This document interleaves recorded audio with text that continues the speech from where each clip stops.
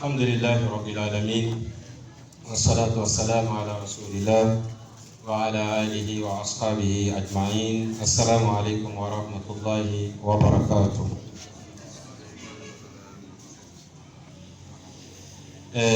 أماني نام سوفة أيا كتو kuma bɛn ko kɛ laɲini bɛ sɔrɔ ni kuma sayala i b'a ye a si tɛna foyi mɛn tugun hali na i kɛ ka fɛn mɛn a ye tɛna faamu nka an b'o ɲinina a ye fɛ inshallah. An donna ɲininkali bonda kɔnɔ, ɲininkali damadama b'an bolo yan an bɛna ɲɛsin an karamɔgɔ ma inshallah. Ɲininkali fɔlɔ dɔ ka ɲininkali tɛ k'a yira k'a fɔ ale ka muso dɔ furu, muso ni san 27 de b'a kun ye. Tuma o tuma n'a bɛ baro kɛla n'a muso ye a tɛ ɲɛ sɔrɔla a muso ma baro boro ma, komi o tɛ bɛn tuma si baro la. Donc ladilikan ɲuman bɛ se k'a di muso dusu kasi ni wagati bɛɛ ale kɔrɔ a b'a nɛgɛ nɛgɛ cogoya bɛɛ la a tɛ ɲɛ sɔrɔ a ma. Donc ko ladilikan ɲuman de bɛ se k'a fɔ a ɲɛna inshallah. بسم الله الصلاة والسلام على رسول الله وعلى آله وصحبه وسلم تسليما كثيرا. الحمد لله. Kabe ɲininkali nin ma tuma tuma n'i bɛ fɛ ka fɛn dɔ fura kɛ, i bɛ fɛ ka fura ɲini fɛn dɔ la, i bɛ jija i ta fura ta a lasulu la. O kɔrɔ ye di? I n'a fɔ tuma dɔw la i bɛ taa dɔgɔtɔrɔso la, i bɛ a fɔ k'i kunkolo bɛ dimi na, dɔgɔtɔrɔcɛ san'a bɛ kunkolo dimi fura d'i ma, fɛn min yɛrɛ bɛ kɛra sababu ye i kunkolo bɛ dimi a b'o de fura d'i ma. O sababu la cɛ dɔ bɛ ka muso ɲininka mun de kosɔn tuma tuma n'an bɛ baro kɛla i bɛ fitinɛ i yɛrɛ ma, i dusu bɛ kasi i yɛrɛ ma, mun de bɛ kɛli la? La n'o dɔnna a bɛ fura daminɛ o yɔrɔ tɔgɔ la yen. Mais tant que ni baro bɛ kɛla mais ko dɔ bɛ dɔ kɔnɔ ka bɛn tɔ kelen ma, siga t'a la baro tɛ se ka ɲɔgɔn sɔrɔ. Donc o sen fɛ ko ka bɔ ko juma de bɛ kɛla sababu ye ni a bɛ fitina. Est-ce que sayatinu de b'a fɔ wa? N'o de bɛ fura kan ka kɛ cogoya min na a b'o ɲɛɲini. N'o tɛ est-ce que problème nin a dɛnni bɛ ale ka ko dɔ de ka muso la wa? Ko dɔ tɛmɛna ka tɛmɛ o ni ɲɔgɔn cɛ wa? Donc a bɛ a ɲɛɲini ko a bolo ye la kisɛ kan, la n'o kɛla fura bɛ sɔrɔ. Parce que baro bɛ kɛ de pour que a bɛ nisɔndiya ɲɔgɔn fɛ, a bɛ jagabo sɔrɔ ɲɔgɔn na baro bolo fɛ. Mais n'a fɔra k'a fɔ ko min yɛrɛ forcer ka baro kɛ ka taa sɔrɔ problème bɛ yen fo ka problème tɔgɔ de kɛ. Donc an bɛ se ka min fɔ o fan fɛ o de ko inshallah. Wallahu a'lam.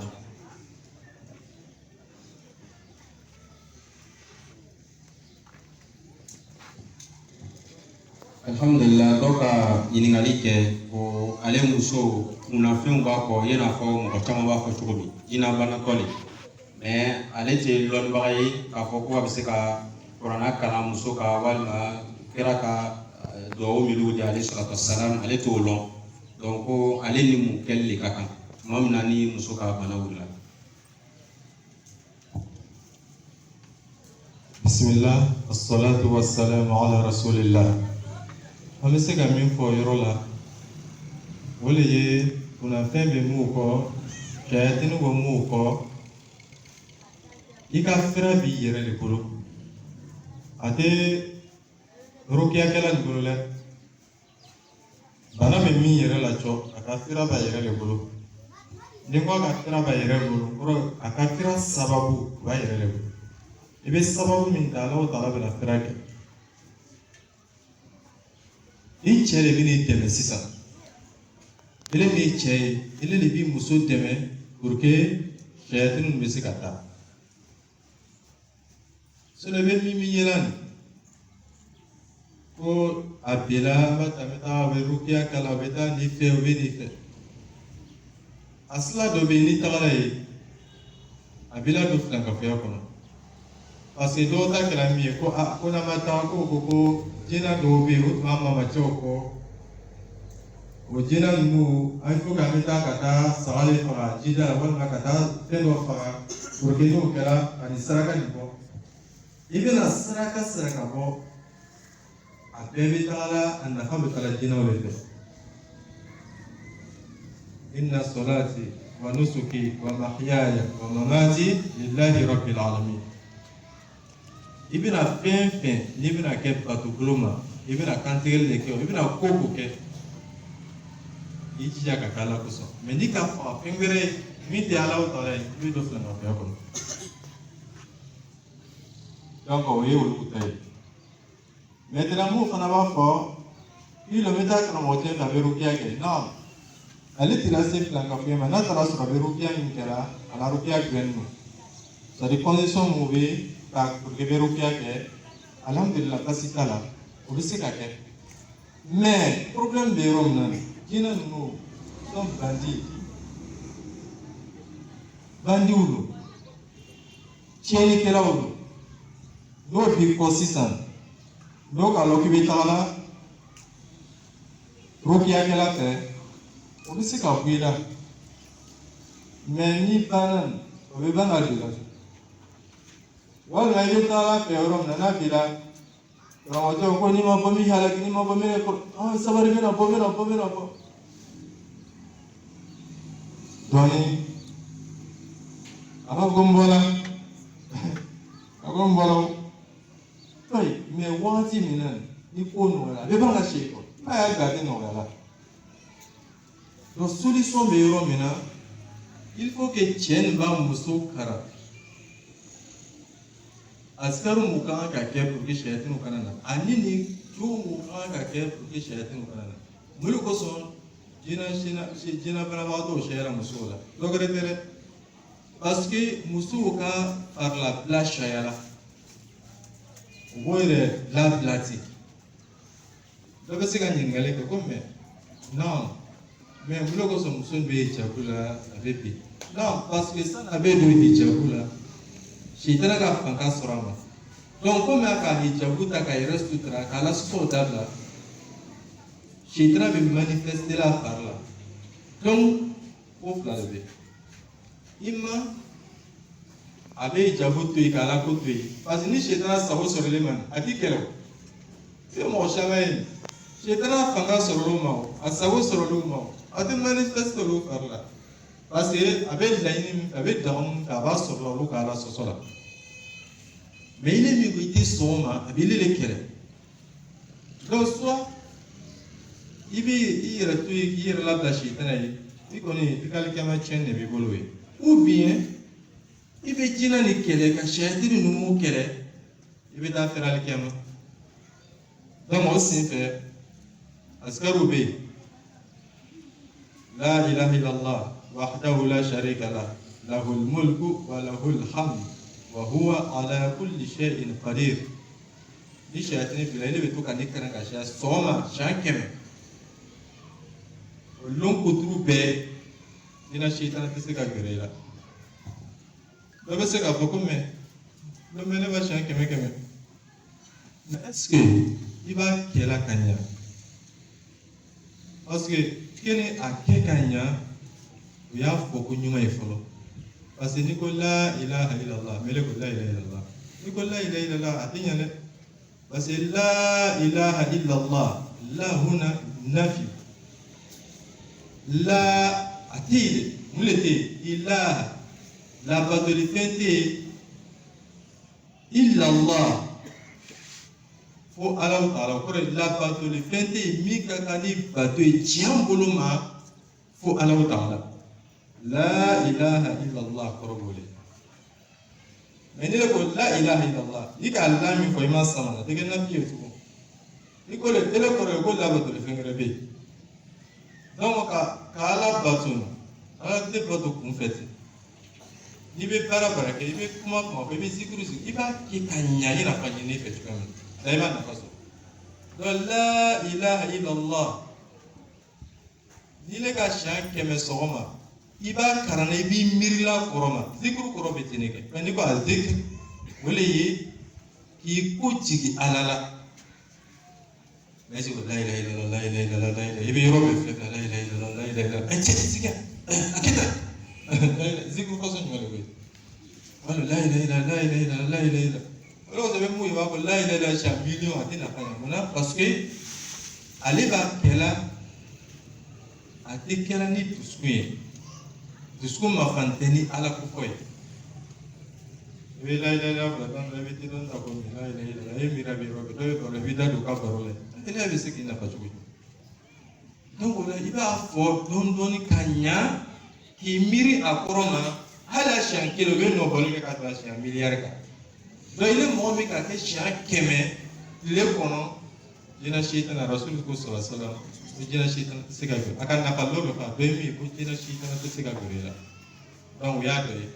ani ka ayatal kurusi karan sɔgɔma wula fɛ ani n'i bɛ la ka sunɔgɔ wala ka ayatal kurusi karan n'i ka seli fana sɔrɔ i bɛ ayatal kurusi karan ani askaru bɛrɛw ani kul wallahu siɲɛ 3 kul a'udhu bi rabbin nas ko ka falaki ko ka taa bila laban siɲɛ 3 kul a'udhu bi rabbin nas ka taa bila laban siɲɛ 3 ninnu zikru ninnu ka to ka ninnu kɛ ka timiya waati bɛɛ i ni Alahu Taala bɛ ɲɔgɔn fɛ sitana tɛ se ka gɛrɛ mais tant que n'i bɛ mun kɛ ele b'i yɛrɛ bolo ye ten i tɛ askaru kɛ i bɛ don ɲɛgɛn na i tɛ dugawu kalan i bɛ ten sitana jinɛ sitana la lon bɛɛ a bɛ manifester da i bɛnna lon min na o y'o sɔrɔ Ala k'an kisi ni dusukasi ko dɔ nana yan n'i kelen bɛnna dɔrɔn i bɛ fara ka o tɔ bɛɛ bɛ bila o de ma ka taa parce que sitana bɛ ɲɔgɔn wele la de n'a fɛn tɔgɔ bɛ fɔ i b'i yɛrɛ jija i yɛrɛ kan i yɛrɛ de yɛrɛ ka karamɔgɔ ye ele b'i cɛ sisan ele de bɛ jija sisan i muso kan k'i muso karan n'u bɛ karan de mɔgɔ t'a dɔn ko a ko n bɛ mun kɛ i b'a karan ani fɛn mun bɛ kɛ sababu ye ka sitana sama ka na lu kɔnɔ o t'o de foto ye waati bɛɛ foto bɛ ka bon kɔnɔ yɔrɔ bɛɛ o bɛ sitana sama donc bɛ misiku bɛ da la dɔnkiliw bɛ da la ele ka bon o bɛ sitana sama donc a y'a yɛrɛ kɔlɔsi olu la quoi donc i bɛ taa mɔgɔ dɔ sɔrɔ ale ka so kɔnɔ yɔrɔ sitana yɛrɛ sigiyɔrɔ de bɛ donc i b'i jija sitana ninnu ye mabɔ i ka so la foyi tɛ se ka sitana ninnu gɛn fɔ ala ko parce que n'i ko a'udhu billahi minash shaitani rajim yɔrɔ min na dɔrɔn sitana bɛ boli donc an y'an jija k'an jija olu ma olu kɛ mais tuma kelen-kelen n'a wulila kɔni an bɛ se ka a wulila segu da la an bɛna a fɔ dɔ ɲɛna ale bɛna ka na karan k'a ma an bɛ ɲɔgɔn problème t'a la mais a tɛ se a kɛcogo la parce que jinɛ baarakɛla caman bɛ yen k'o bɛ roya kɛra parce que muso kan ka to sutura de la mais n'a fɔra k'ale b'i bolo a barika i bɛ nin kɛ i bɛ nin kɛ i bɛ nin kɛ a k'o ka ca dɛ ka hakili ɲuman d'a ma ala m'o kɛ la wala ala. Alhamdulillah karamɔgɔ dɔ ka question posé ko karamɔgɔ cɛ ka kuma k'a yira k'a fɔ haramu dumuni lu kɔnɔ o bɛ kɛ sababu ye ka gɛlɛya ladon furuɲɔgɔnma fila ni ɲɔgɔn cɛ donc ale cɛ min bɛ yen ko gɛlɛyani bɛ ale ma k'a fɔ a tɛ fɛn sɔrɔ la wa ale b'a yira k'a fɔ a kan ka taa balima minnu fɛ ka taa olu dari a ye ɲɛ ma nansɔngɔ walima dumuni ko la ka taa sɔrɔ olu yɛrɛ ka baara base fana ni sigini bɛ haramu de kan yala ale bɛ se ka olu dali ka na a ya denbaya balo walima a b'a kɛ cogo di. Bismillah salatu wassalamu ala rasulillah. Ni k'a ye k'a fɔ ko walima o bɛ baara min na a bɛɛ ye haramu baara de bɛ o sigini b'o de kan i kana dɛmɛ ɲini o fɛ i kana juru ta o fɛ i kana foyi ɲini o fɛ mais n'a taala sɔrɔ a bɛ baara min na peut-être a bɛ halala baara gɛrɛ fana la donc i bɛ se ka dɛmɛ ɲini o fɛ fana bɛ se ka juru ta o fɛ k'a bɛn halala baara min bɛ kɛla o bolo o bɛ haramu baara dɔw kɛ o bɛ halala baara dɔw kɛ o bɛ wari sɔrɔ o la i bɛ se ka juru ta fɛ ka bɛn parce que a bɛ halala baara fana kɛla mais ni k'a lɔn k'a fɔ ale ka baara bɛɛ bɛn bɛ a bɛ wari sɔrɔ fɛn fɛn na a bɛ haramu hali n'a k'a bɛ laheji i kana taa hali n'a taara sɔrɔ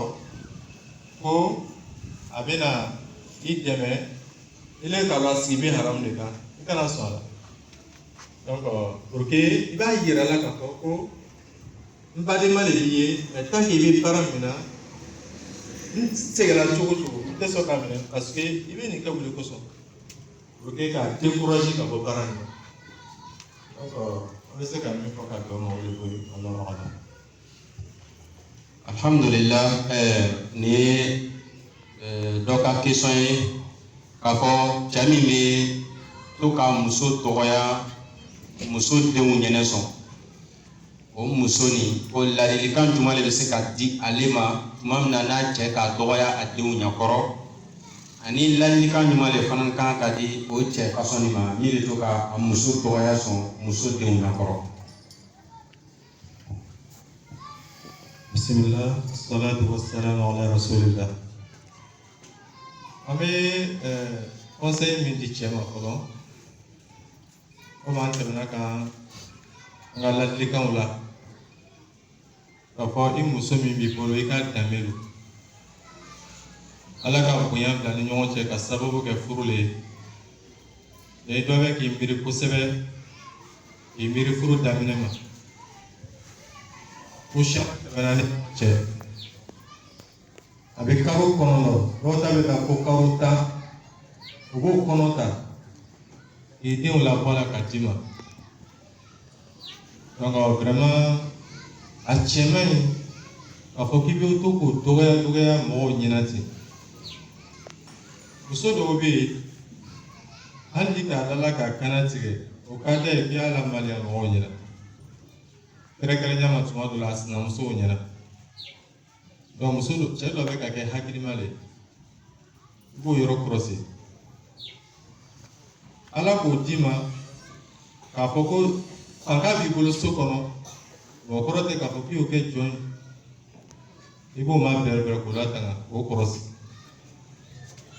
maintenant ni Ala k'i le bɛn o cɛ fasɔn ma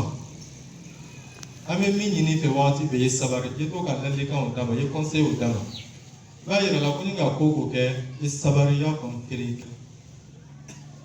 parce que a bɛ jouer éducation kan a bɛ jouer lamɔ kan ele bɛ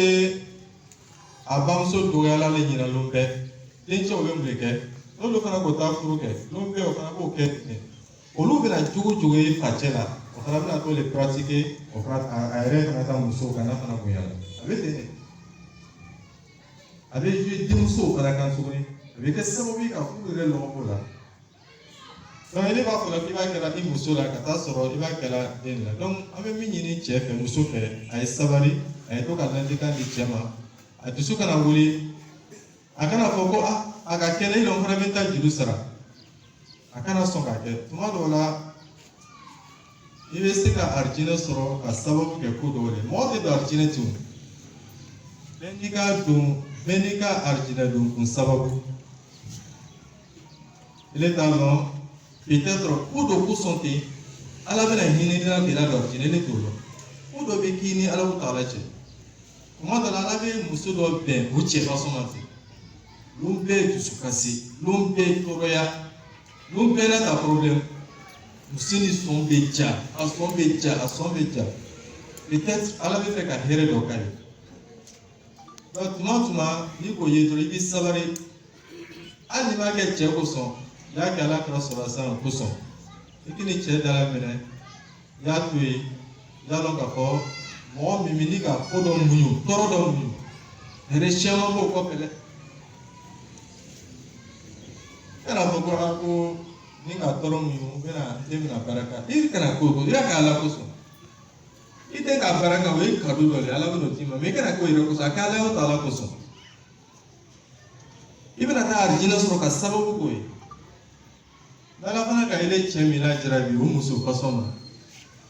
don bɛɛ n'a ta dusukasi ni ka ko o kɛ problème i bɔra baarakɛyɔrɔ i dusukasi na a bɛna dɔ fara o kan Ala ka sɔn Ala ka jɔn ɲuman caman lajarabi muso caman lajarabi ni o cɛ fasɔn ye a cɛ dɔ fana lajarabi n'o muso fasɔn ye donc toujours sabari ale de bɛ ko bɛɛ lajɛlen nɔgɔya mɔgɔ min bɛ Alahu Taala ko inna Allaha ma'a sabirin ko ale ala o taala kafɔli ni sabaribagaw ni sabaribagaw ala o taala kosɔn ala bɛ i kana kɛ mɔgɔ ni cɛ kuma la dɔrɔn i b'i dimi o a donna de i b'i ta sara kɔfɛ ko n sabari la tɛ sabari la a sɔburu inda sɔduratil ula sabali o bɛ masuwa kun kɔrɔ de la ni problème k'i sɔrɔ i ka mɔgɔ dɔ banna ko bɛɛ nana i bɛ sabari o yɔrɔ mɛ k'a ban tiɲɛ na waati la ko ko n sabari la o tɛ sabari de donc an bɛ se ka min fɔ o yɔrɔ la. Alhamdulillah, ni ɲininkali fana ni muso dɔ ka ma ɲininkali kɛ a cɛ ko a kana feere kɛ k'a ye sigi lu kɔnɔ ale fana tigɛna o ma a tɛ feere kɛ la nka n'a ka fɛn demande a cɛ fɛ cɛ fana tɛ o kɛ donc ale ni ladilikan jumɛn ka kan ani cɛ fana ni ladilikan jumɛn de ka kan pour que nisɔndiya bɛ se ka don lu kɔnɔ cogo min. Bismillah, salatu wassalamu ala rasulillah. An bɛ ladilikan min di cɛ ma fɔlɔ tiɲɛ don cɛ ka ɲi muso yi to so kɔnɔ ka so kɔnɔna labɛn o yɛrɛ de ka ɲi ni dɛsɛ tɛ muso man kan ka bɔ ka taa feerekɛyɔrɔ muso yɛrɛ fana man kan ka feere kɛ cɛ de kan ka lɔ a ka ko bɛɛ la.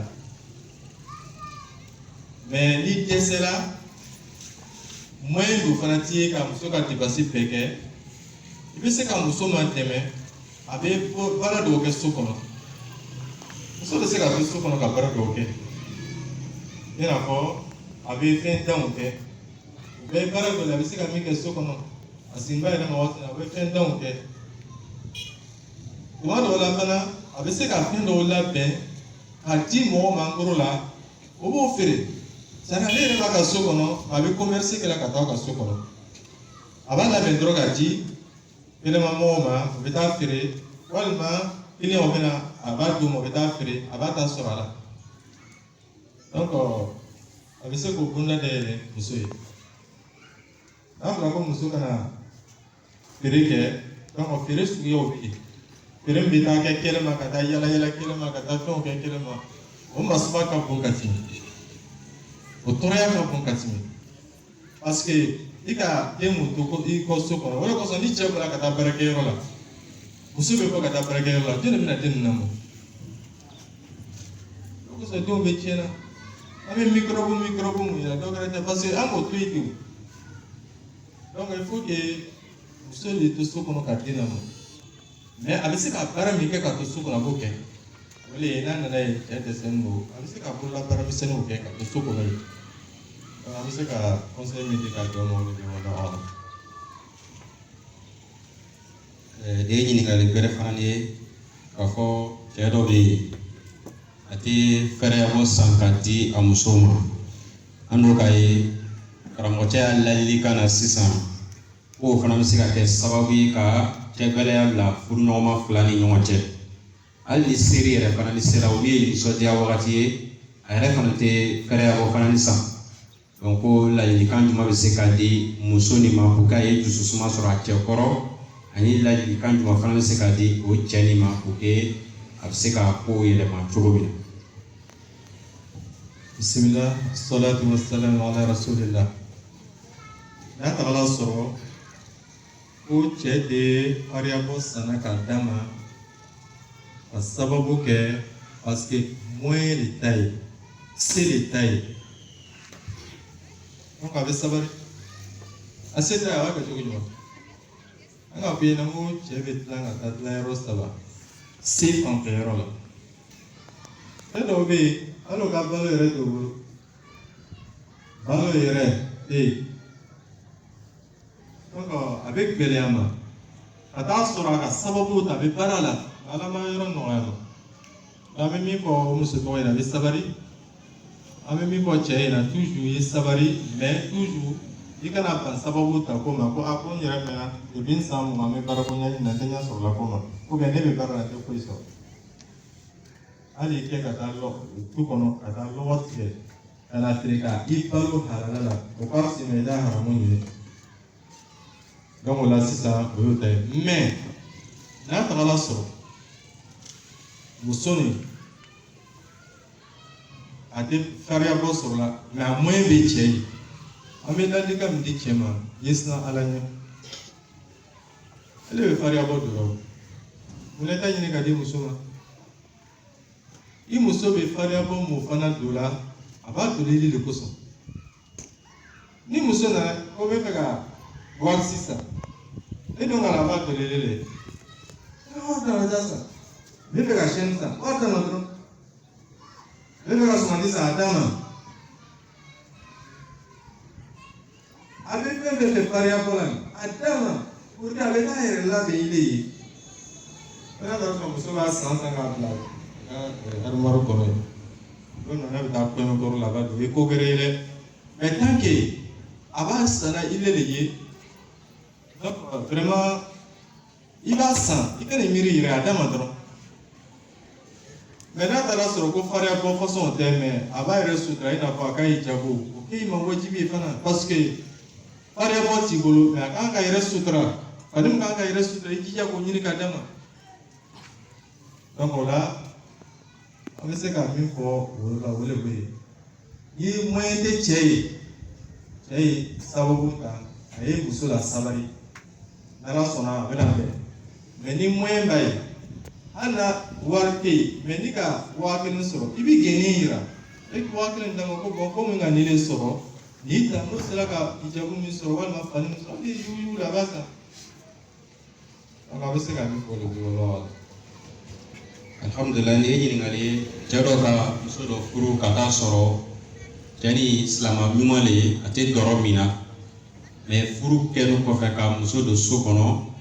a nana dɔrɔ min kuma se o muso ni sisan ladilikan jumɛn bɛ se ka di ale ma ani a cɛ ma. Bismillah, salatu wassalamu ala rasulillah. Bon, o yɔrɔ la pour que an b'a a filɛ mun de k'a bila dɔrɔmin na sababu bɔra yɔrɔ jumɛn parce que ele tun bɛ furula ma waati min na n tɛ dɔrɔmin et puis a nana dɔrɔmin o kɔfɛ il faut que cɛ ni muso kan ka ɲɔgɔn ka dinɛ latanga cɛ ni muso il faut que a bɛ ɲɔgɔn ma dɛmɛ ka ɲɔgɔn ka dinɛ matanga i kan ka sisan parce que a tɛ dɔrɔmin mun de k'a bila dɔrɔmin na i b'o ɲɛɲini. N'a taara sɔrɔ peut-être a sababu ye terijugu ni fɛnw ye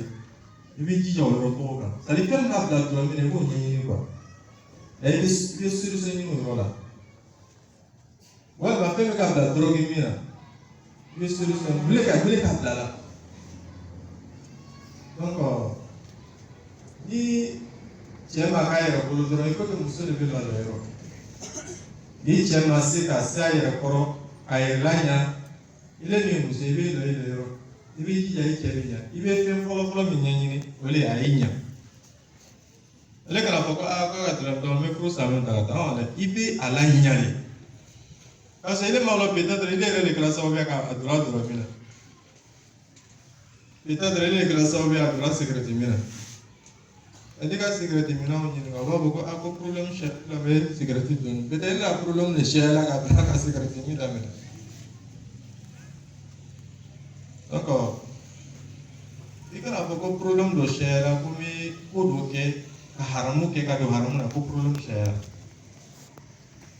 ni problème cayara problème tigi ye jɔn de ye o de ye ala ye jɔn de ka problème mun da ala de k'a da jɔn de fana k'a layɛ ka ala de k'a layɛ ka mais i bɛ ɲɛsin o jɔn i bɛ ɲɛsin o tigi de ma o de ye ala taala ye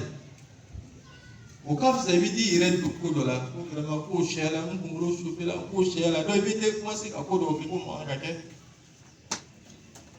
dɔrɔn min bɛ kɛ sababu ye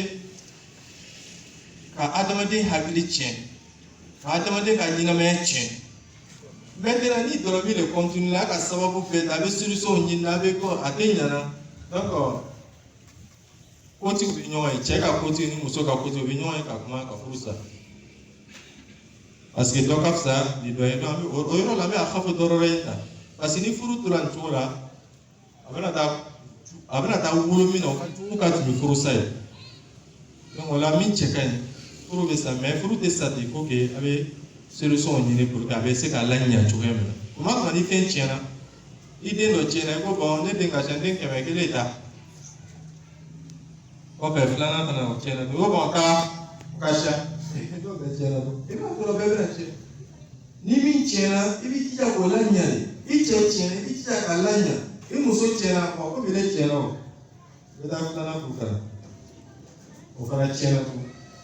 i bɛ taa sabanan furu kana o fana tiɲɛna i bɛ taa naaninan furu i jija o kana tiɲɛ parce que siri danna i kana to mɔgɔ bɛ tiɲɛ a ka ɲɔgɔn ma sɔrɔ sababu dɔ de kosɔn a ye miiri o ma donc an ye jija ka ɲɔgɔn laɲa waati bɛɛ an fana kana a ye k'a fɔ ko karisa tɛ se ka ɲɛ tuguni an tɛ ladilikan d'a ma wala i bɛ se ka taa fɔ limamuw ɲɛna u b'a wele ala instant u b'a wele ka ladilikanw d'a ma n'ala sɔnna i bɛ to ka dugawu fana kɛ i bɛ dugawu kɛ i ka seli kɔfɛ dugawu kɛ i ni su fɛ i wuli i bɛ nafila o seli alaw ta la yala ile de ka furu siri karisa ma vraiment a bɛ tiɲɛ ala ye a laɲa adamaden ka ko bɛɛ b'a la ni ka ko da ala ma ala bɛ dɛmɛ inshallah Allah. Alhamdulillah ni ɲininkali muso min lasiritɔ le bɛ a lasiritɔ le i mana a kɔnɔma le bɛ cɛ tɛ sɔn k'a bilasira ka taa dɔgɔtɔrɔso la o kɔrɔ tɛ cɛ tɛ la ka taa dɔgɔtɔrɔso la kuma kɔrɔ tɛ o ye c'est comme cɛ tɛ a bila ka taa dɔgɔtɔrɔso la pour que a ye taa carnet ta k'a y'a kɔnɔ traitement suivi ka fulaw san pour que muso ka kɔnɔmaya se ka nɔgɔya a ma cogo min donc o muso ni ladilikan ɲuman bɛ se ka di a ma n'o bɛ kɛ sababu ye ka sababu di a ma a cɛ kɔrɔ ani ladilikan ɲuman bɛ se ka di o muso ni fana ni cɛ ma. Bismillah wassalatu wassalamu ala rasulillah o yɔrɔ la yen an bɛ se ka min f'i ɲɛna an b'o ladilikan ɲɛsin cɛ ma fɔlɔ yalɔ k'a fɔ ni ala k'i harijɛgɛ fɛn dɔ la i bɛ fɛn tɔgɔ la tanga kɔrɔ i bɛ fɛn tɔgɔ kɔrɔsi janko den tuma o tuma ni rendez-vous sera a bila ka taa rendez-vous la pour que i ne yɛrɛ bon i bɛna fɔ sa ko i muso ko i bɛna mais i den don ka taa sɔrɔ i kan ka hinɛ i muso la i kan ka hinɛ den min fana b'a bolo a kɔnɔ i b'i janto a la ile de y'a sababu ye a b'o sɛgɛn bɛɛ kɛ yɔrɔ kɔnɔntɔn mais ka kɔnɔ latanga i b'o sababu ta ne ka ɲininka ko an bamuso ninnu ko olu tun bɛ jigin wɛrɛ ye olu ta dumuni n'an ta dumuni tɛ kelen ye n'u yɛrɛ bɛ kimansi mun dumuni na o bɛ tɔ dɔ de tora an na fɔlɔ mɔgɔ tun bɛ dumuni min kɛ a n'u ka dumuni kelen tɛ. Sona ni ko yɛlɛmana i n'a fɔ a tun bɛ cogoya min na fɔlɔ an bɛ taa jɛkulu ale ni filabulu tigɛ tigɛ k'o don ɲɔgɔn na ka somara ni fɛnw ɲagami la ka to k'o dun ka fɛn naturel ninnu dun problème tɛ kɛ mais bi fɛn bɛɛ de ɲagami don i bɛna fɛn fɛn san a bɛɛ ɲagami na hali ko i bɛ taa sɛfan san ko vitamine o produit de bɛ kɛ la. O produit de bɛ kɛ barana la produit olu dumuni suguya mun bɛ kɛ an bolo olu de b'an sɛgɛn na donc n'ala k'an bila waati kɔnɔ bɔda t'an bolo donc olu bɛ jouer kɔnɔ ninnu kan donc il faut que i to ka taa dɔgɔtɔrɔso la pour que ka taa rendez-vous suivi n'a ma se ka taa bɛɛ la i seko ye min ye o ka ɲi pour que i to ka taa dɔw la nka dɔw bɛ yen o tɛ se ka wari b'o bolo tuma dɔw la ko o t'a di o muso ma. Ko waati min na a bɛ kɛra tiɲɛni ye i tɛna taa dépense dɔ kɛ min ka jugu ka tile dun ka hali tun ye kiriya ka kɔnɔ waati la donc vraiment an y'o yɔrɔ kɔlɔsi an fana bɛ min fɔ muso ɲɛna a ye sabali n'a taara dɔgɔtɔrɔso la n'o ka dépense in fɛn a kana dɔ fara kan parce que muso dɔw fana bɛ yen ni 1000 kungo b'olu ma cɛ tɛna dira ma ni 1000 kungo b'ale ma dɔrɔn a bɛ miiri n'a ma solution sɔrɔ dɔrɔn a b'a fɔ ko bon a bɛna bɛn. A bɛna f'a ɲɛna ko rendez-vous sera m'a f'i ɲɛna n ko bon n ko na ni carnet ye rendez-vous olu ɲuman de bɛ na ni carnet ye dɛ parce que i taara rendez-vous la o kan ka sɛbɛn ko i kan ka taa nin la sinon n'a tagara ni i ka wari latigɛ wari tɛna sɔrɔ wa n'i fana ka a dama ko rendez-vous sera il faut k'a ka dépense mun kɛ fo danaya ye kɛ ye quoi ni danaya kɔni bolo a bɛ gɛlɛya. N'a fɔra ko rendez-vous bɛ yen il faut que cɛ b'i ɲininka ko si nin kɛra il faut que na ni papier vraiment ne ka cɛ dɔw n'olu musow bɔra u bɛna fɔ k'an ka calculer i bɔra nasanyɔrɔ la an b'a calculer a ma lawuli o ma musow ka debasiw ka i bɛ yafa dɔw kɔ quoi i bɛ yafa dɔw kɔ ni ka min dama ni dɔɔni bɔra quoi n'u ka se a yafa kɔ quoi donc n'a bɛ taa ka rendez-vous la muso y'i don a la yɔrɔ a y'a seko kɛ a ye ko nɔgɔya cɛ ma cɛ fana ye hinɛ a la n'a n'o kɛlen bɛ bolo fila de bɛ ɲɔgɔn kɔ donc o la an bɛ se ka min fɔ o de bɛ voilà cɛ bɛ lɔ ka dépenses kɛ ka fɛnw kɛ cɛ y'a dɔn k'a fɔ k'a bɛ dépense kɛla muso la a bɛ saraka dɔw farala ɲɔgɔn kan ka taa rasulu fɛ sallallahu alaihi wasallam kuma laban kɛra min ye ala kɛra ko sɔrɔ ma ko hali i bɛ fɛn mun dile i muso ma i bɛ dumuni mun d'a ma a bɛɛ saraka a taara ka kɔɲɔ a bɛɛ saraka a bɛɛ baraji donc o la a tɛ tɛmɛ o kan donc an b'an janto ɲɔgɔn na Allahu a'lam. Ni ɲininkali dɔ ye mɔgɔ min ka muso furu muso bɛ furu la wagati min na a ka di a bangebagaw bɛɛ ye nka muso donni kɔfɛ bangebaga fila dɔ la kelen b'a yira la k'a fɔ k'a ye a muso furu sa a bamuso walima a facɛ k'a ye a muso furu sa yala ale bɛ se ka muso ni furu sa wa a bamuso kumala bato kosɔn walima a bɛ muso don a ka so kɔnɔ a ye furu labato a kan ka jumɛn kɛ. Bismillah, salatu wassalamu ala rasulillah. Yɔrɔ la yen a bɛ fɛn fila ni ɲɔgɔn cɛ soit a kana furu sa walima a ye furu sa mais sani a bɛ se o tɔgɔ kɔnɔ c'est à dire a ye sababu dɔw de ta quoi a dɔ bɛ ka sababu dɔw ta a b'a filɛ fɔlɔ o ko ka a ye muso furu sa kun jumɛn de kosɔn est ce que a bɛ muso furu sa la ko parce que peut-être a tɛ baara de kɛla wa parce que i n'a fɔ n ka fɔ i ɲɛna cogoya min na musokɔrɔba dɔw bɛ yen olu fɛ o buramuso n'o nana ko a tɛ baarakɛla n'o ka furu sa parce que olu fɛ furu bɛ kɛra baara de kosɔn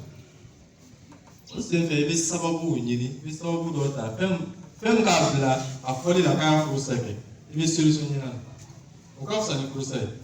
c'est à dire fɛn jumɛn de k'a bila a fɔli la o fɛn tɔgɔ nin jogo façon jumɛn de bɛ n'o jogo tɔgɔ bɛ se k'a furakɛ i b'o furakɛ n'a furu kana sa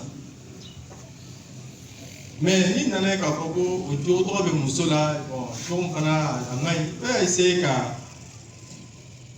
kuma i bamuso fɛ ni a ma faamu walima i facɛ fɛ n'a ma faamu i bɛ se ka a ko confier limamu dɔ la min bɛ se ka kuma fɛ k'a lafaamuya la tɔɔrɔya bɛ furu sa la k'o ɲɛfɔ a ɲɛna ni ɲɔgɔnna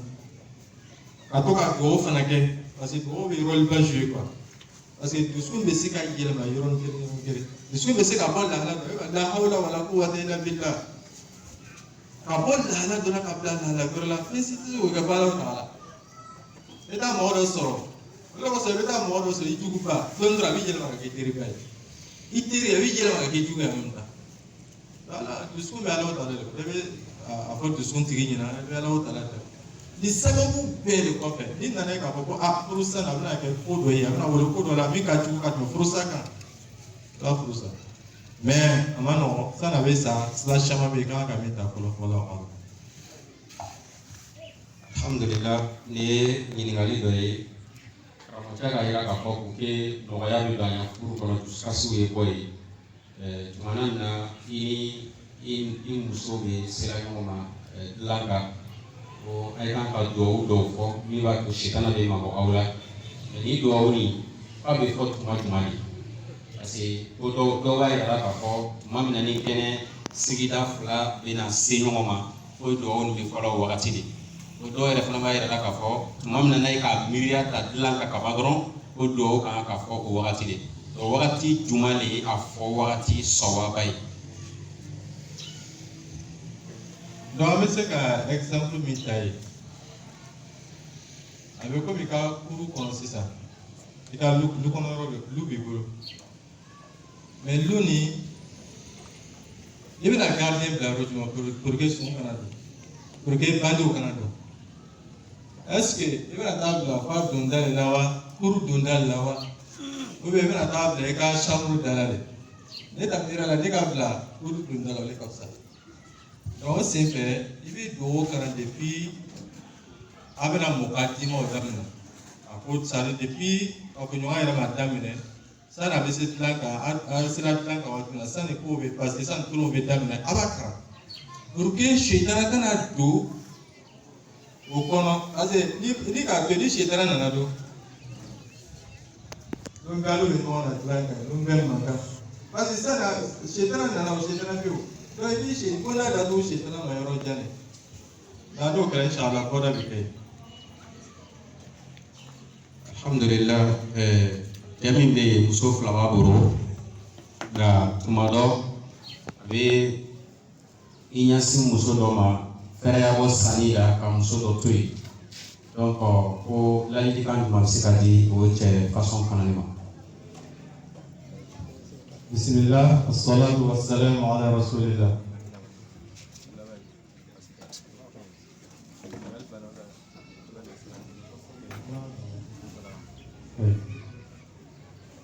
Bon, aujourd'hui,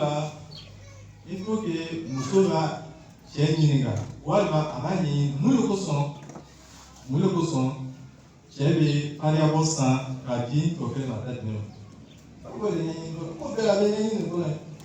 En deux conséquences, on fait tout. Il va y avoir une Moulokosson avec la peau. Bon, là, dans la solo, peut-être, ni Ariabosan, Kadi, mais il est à tout là. Mais avant ça, la calice comme ça, il faut que vous ayez bien encore. Ah, ça qu'est-ce que j'ai vu là, gros? Ça veut dire ni pas de bon dilema, il va tout. Ça veut dire tu as un numéro, il va dire que tu es là quoi. Nous sommes là avec un numéro, on a qu'il y a dire que nous sommes là. Donc on a un problème qu'on a bien. Pour nous connaître de l'ouïe, c'est-à-dire qu'à quoi dire que nous on a. Nous sommes ces cadavres depuis 15 heures. Avec Tobil, Segala. Voilà, on a 20 heures, on a cassé. On a cassé son série. Il est le domine. Il va beaucoup à parler de la côte de Mukatiala. On est fait avec courage d'aller là. Mais il est mort, ça. Mais il est coach. Il a un dia bilet. Pourquoi il est pas un quoi? Voilà, pourquoi ma il va faire au Karsa pour d'autres cas. Il y a raison qui m'a dit. Karsa pour d'autres cas. Allez, ah, pourquoi ma voix? On est quand donc, il fait qu'à faire pour dire le nom d'accord. Il tient avec une fille qui a dit à toi. D'accord, Fanny doit s'engager, au doigt y encore. Peut-être qu'on a courage doit là, avec d'autres ça. Mais, allez dans la famille de Fanto, accueillir quel mandoré, pour dire là, il doit venir dans sa radio, à cause de la radio, il te regarde, on va reconnaître. A tora voyage la lune de la peau, et pour faire une cahier, il n'y a plus de temps à dire cela. À cause de la radio, il te l'a carrément fait, et pas comme ça. Mais à qui tu l'as fait? Il tient qu'à aller dans la radio. Maintenant, dans la soro, au fait, il met ça à dire, mais il va tout la tuer. Donc, il y a la photo de travail à la télé. Ça, il tient qu'à tenir la lèvre. Parce que tu as jamais vu dans la caméra dans le djinn. Donc, parce que là, tu as un muso ni nyonche. Alors, il faut que ça varie. La clean muso ni nyonche, comme muso ka hacker pour. Donc, on va se faire pour le voilà. Donc, question qui est levée, vous levez la garde là-bas. Question là-bas, si ça veut les inégalés, tu avais bonne ma femme lui demander à muso faire. Muso fait leur appel là. A cɛ ka fɛn demande ta o jaabi cɛ la mais ni muso ka o ɲɔgɔn demande a cɛ fɛ cɛ tɛ a jaabi a la donc ladilikan jumɛn kan ka fɔ ale ni a cɛ ɲɛnɛ pour que o ye satisfait ɲɔgɔn kɔrɔ. Bismillah, salatu wassalamu ala rasulillah. Ala ko Qur'ana kɔnɔ wala hunna mithlu alladhi alayna bil ma'ruf. Fɛn min bɛ ɲini muso fɛ a y'o kɛ cɛ ye o kelen de fana bɛ ɲini cɛ ka y'o kɛ muso ye ele kana a filɛ dɔrɔn k'a fɔ ko muso kan k'i le satisfait mais ele t'o ɲɔgɔn kɛ muso ye ele fɛ kuma ɲuman ka di ye mais elle est de fait muso fait. Elle avait fait, il muso bima bere, mais elle est dit muso ma bere. C'est-à-dire, il faut que il avait fait, comme il a mort placé là quoi. Il avait fait un quartier, il faut nous manquer mon bébé. Quel est le mais il faut muso. Là, nous, là, avec nous encourager. Mais muso baki ni shetana fanga bonyana muso na travail ka pe so do ba ire labbe ka ire sapi ka parfum ka ire ka na site ko etafle e ka ngamle ka le travail ire labbe ka parfum ni ma ka ire sapi ki imasi ti muso ka donc abi no encourager tene adi furu ye tora fu flale côté flale ni kelen jengela a bɛ pese o kelen kan kelen ka ɲi kelen ma ɲi a bɛ pese fɛn kan donc il faut que côté fila bɛɛ de don a la yɔrɔ la maintenant ni a pese la min kan sisan ale de bɛ tɔɔrɔya mun na waati bɛɛ n'a sɛgɛnna ka sɛgɛn ni sitana nana a bɛ kɛ baara ye donc o sen fɛ an bɛ dɔ fɔ cɛ ni muso bɛɛ to la lajɛlen ye i y'a bila i ka programme na i de bɛ fɛ fɛn min ka ci ye kɛ. I jija i tɔ kelen y'o ɲɔgɔn fana sɔrɔ la n'o kɛra furu bɛ sabati furu bɛ kɛ furu tutu ye donc an bɛ se ka kuma laban min ye o de ye an kana jɔ ɲumanya la ni ɲɔgɔn cɛ ala kira ko sala salam tahabu an ye kado di ɲɔgɔn ma an kado bila don ɲɔgɔn dusukun na i bɛ bɔ feerekɛyɔrɔ la i bɛ bɔ baarakɛyɔrɔ la ni kado fitinin san ka di muso ma sɔn hali n'a kɛra bɔnbɔn de ye bɔnbɔn yɛrɛ wari tɛ mais bɔnbɔn yɛrɛ ka lɔ yɔrɔ min na ele min fana ye muso ye n'o bɛ ele b'a fɔ ko i b'an sama mun ele yɛrɛ ta i t'i cɛ fana sama i bɛ bɔ dugu dɔ la walima i bɛ bɔ yɔrɔ dɔ la i bɛ fɛn dɔ san ten i bɛ fɛn dɔ san dɔrɔn ka na d'a ma n'o fana dilile fana bɛ k'a fɔ ko cɛ ko ele ma se ka ne sama foyi la ko nin ye. C'est-à-dire problème ka ca quoi dɔ bɛ cɛ la dɔ bɛ muso la donc fo pe de ye la yɔrɔ e ka n'o ma kɛ problème ye dɛ donc an bɛ dugawu kɛ an b'a deli Alahu Taala fɛ ka dɛsɛmaw di an ma Ala k'o kɛ la mais n'Ala ka mimina jara de i de ɲana i tɔ kelen ma ɲa i jija i bɛ Ala bɛna sara ba d'i ma quoi donc i bɛ jija ko i tɔ kelen fana bɛna ɲa cogoya min na i bɛ to ka dugawu kɛ i bɛ ladilikanw d'a ma i bɛ se k'o kɛ donc n'a ma se ka ɲa سربابية هي القيامة وصلى الله على سيدنا محمد وعلى آله وصحبه وسلم تسليما كثيرا